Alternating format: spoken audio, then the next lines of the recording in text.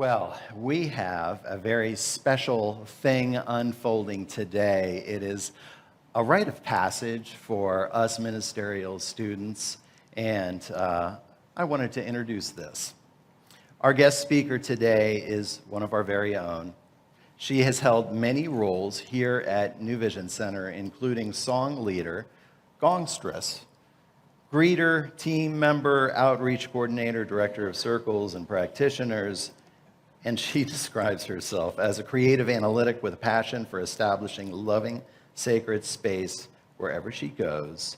And she took the very huge leap into ministerial school last year, and this is her debut talk. It is my honor to introduce Karen Blakely.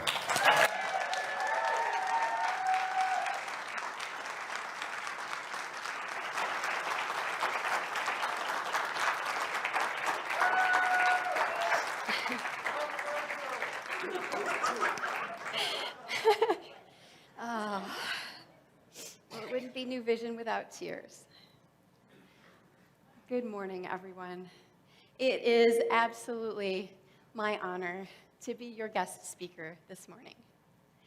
And as you heard Jeff already say, this morning we are diving into a new seasonal theme called Exploring Possibilities.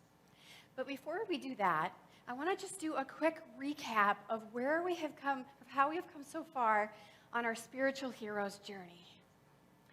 We started the year by hearing and answering the call. We've met and overcome obstacles along the way. And Reverend Karen and Reverend Leslie just took us through this process called death and rebirth. And I can think of no better example of death and rebirth than that of a caterpillar becoming a butterfly. It's trucking along on its little branch, hears the call and goes into that chrysalis. And then within that cocoon space, undergoes that transformative process of death and rebirth, emerging the beautiful butterfly. And that's where we are at today, just on that far side of death and rebirth. And if you look at this beautiful image we have of the spiritual hero's journey, you may notice what I did when I looked at where we're at today. There is a fairly large gap between death and rebirth and revelation. I think it almost looks like we have to go uphill a little bit to get there. And so that's what we're going to explore together today. Are several steps that we can take to bridge that gap and make the conscious decision that we are going all in. Are you with me? Yeah. Then let us begin.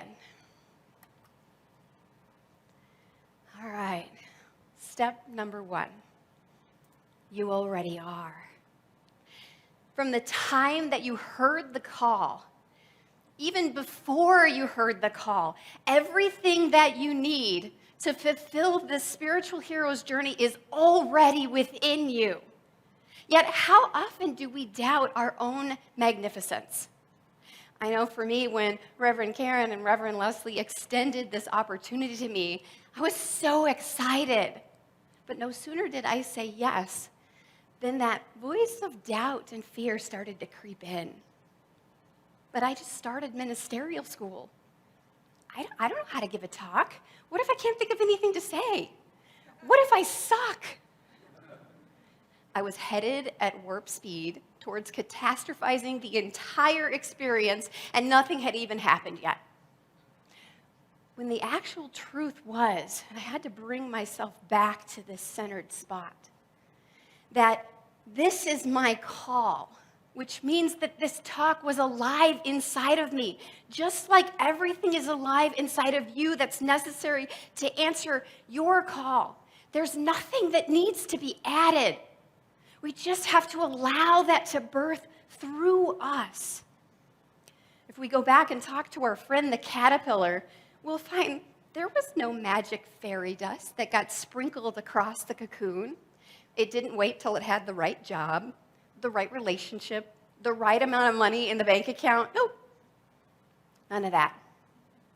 Everything that it needed, the very blueprint to become the butterfly, always lived within.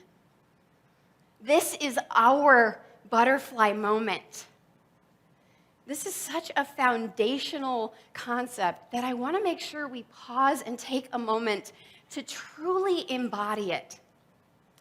And so if you will, I invite you to join me, placing your hand on your heart, or if you prefer, on your abdomen, and just closing your eyes, or softening your gaze.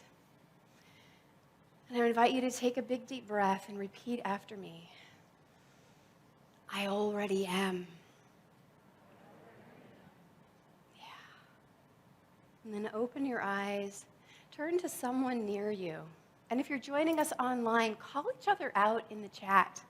And let's do that one more time, taking in a big deep breath. And then turning to that person next to you. You already are. Yeah. Can you feel that? And what a joy it is that we get to walk this out in this beautiful community where we can stand witness to each other. You already are. This is your butterfly moment, and you can fly. Metaphorically speaking, of course. And this brings us up to our second step. Let go of the branch. Oh, and this is a big one. But there is one thing that I know is true. And I'd go so far as to call this a true truth. You can't learn to fly while you're still holding on to the branch. Yet how often do we argue for that limitation? Because the branch is a familiar space. We're comfortable here. We know what to expect here. This doesn't scare us so much. Out here is the unknown. And if you're anything like me, you like to be prepared. Anybody else? Yeah, I see you out there. I want to have a map that says, okay, you're here. You're going to wander down here and go over there, but eventually you will end up here. Like, okay, I've got it. I can fold that up, put it in my back pocket, and now I'm ready to go all in. But that doesn't work here because there simply has never been a map for uncharted territory. So instead, we have the opportunity to do something different. A few weeks ago, Reverend Leslie stood up here and asked us if we believed that the universe was conspiring for our good. And if we believe that truth, then can we take it and learn to lean in? Are we willing to throw ourselves with wild abandon into the arms of the divine and trust that God has absolutely got us no matter what happens? That it's safe to learn to fly here. The other thing that often trips us up in learning to fly is our old friend fear. And we're specifically talking here about the fear of failure. And I would say that it's not so much failure that's the problem, as much as how we've come to define that term. And are we saying, this thing out here didn't happen correctly, it didn't work the way I thought it would, so that failed? Or are we saying, this thing out here didn't happen the way I thought it would, and I'm a failure? Are we personalizing that to make it mean something about who we are? When the very truth is, there is no way that we can fail. We are magnificent manifestations of the divine, and spirit cannot fail. Our founder, Ernest Holmes, puts it this way: the spirit cannot fail. So what we call a failure is merely a limited way in which we are using a limitless principle, which would just as quickly work one way as another. We cannot fail. And so I would invite you to harness your inner Einstein. I love the great inventor Einstein, who seems to have had a perfect stance on failure. He said, I have not failed. I have merely found 10,000 ways that this does not work. 10,000 ways that this does not work. And then I can look at these 5 that might. That this can open to the possibility that, okay, now I know what not to do. Let me go ahead and explore what I can do. And this brings us up to step number 3. Foster the freedom of possibility. I can think of no better day to talk about freedom than on the 4th of July, where we celebrate the freedom of our nation. One of my favorite parts of the 4th of July celebration are the fireworks. I love it when they go up in the air and I try to guess what the fireworks will explode into. And no matter if I'm right or I'm wrong, I'm always absolutely delighted at what appears. Yet, I find in my own life, I am not always so excited when things don't work out the way I thought they would. That here, the temptation is to make that wrong. That it didn't work out the way I thought it would, and so that's bad. And so that's wrong. And can we change that and instead see it as that didn't work out the way I thought it would? How exciting. There's something new. The universe has something in store for me that is greater than I could possibly imagine if I only stop and listen. And if you talk to my parents, they will tell you that listening was not one of my strongest skills growing up. And I've seen it creep in to my adult life as well. One of the things that I absolutely love is hot yoga. And if anybody has ever tried this, it is not for the faint of heart. This is a serious physical practice, but I also believe it is a spiritual practice. And I've learned so much in the process. And on this specific day, we were in the process of getting into a pose where you bring your hand out to the side and then you reach down and pick up your ankle. And I had a hold of my ankle like this, like I was holding a glass of water. And I was fairly sure that this was the only way that I was going to have good control over that leg. And then we stretch into this beautiful pose called bow. And I did okay holding on to my ankle. I got into the pose. Then as I continued to come to class, the teacher one day specifically called me out. Karen, move your thumb. And I'm like, oh, heck no. That is not going to work. And I could feel that resistance rising up within me. I already know the best way to do this. I already know I need to hold like this. And again, move your thumb. So with everything I had in me, I moved my thumb. I was still convinced that something catastrophic was going to happen because I had done this. So imagine my delight when I found that by moving my thumb, it allowed me to move in to an even greater expression of this posture. Something greater than I could have imagined unfolded because I was willing to listen. Our founder, Ernest Holmes, says, God speaks when we listen.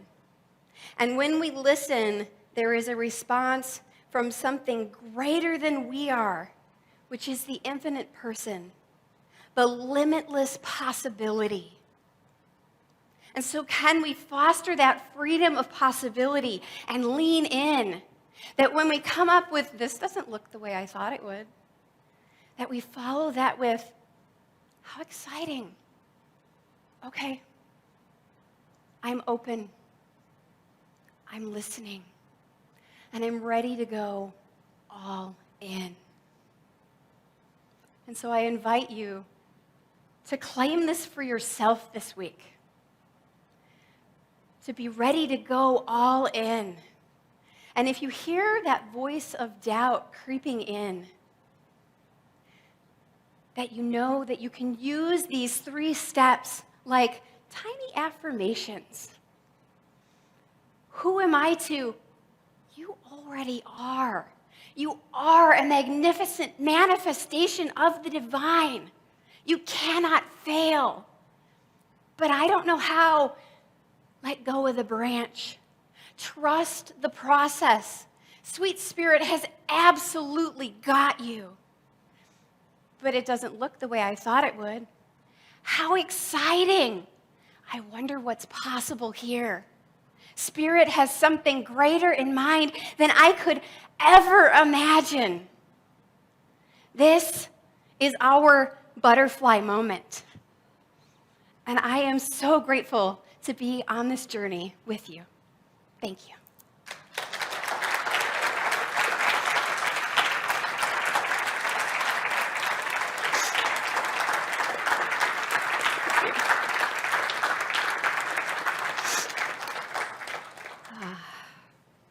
And so let's just take this into prayer. Taking in that deep breath. And here is what I know. There is only one presence, one power. I call it God, I call it good. And I know that it manifests in many ways. That includes that love and joy and peace. And what I know is true is that we are all a part of this, both tiny drops of God and God within each and every tiny drop. And so I speak a word for us this day, claiming and knowing that this is our butterfly moment. That in, as, and through each and every one of us lives and breathes that same divine essence. That it outpictures in our life in so many magnificent ways, allowing each of us to share those gifts that only we have to give. And I declare that in this space, there is absolute joy. Joy in the adventure of sharing, in the adventure of leaning into the unknown. And I affirm that we are always held in that space of love. For this is simply the truth of how it works. This is what God is, and we are that. Guide, guarded, and directed at all times and in all ways. Free to take that step to go all in. And so I declare that we say yes this day. And I am so grateful. Grateful for how the divine shows up as that peace, that joy, that wisdom.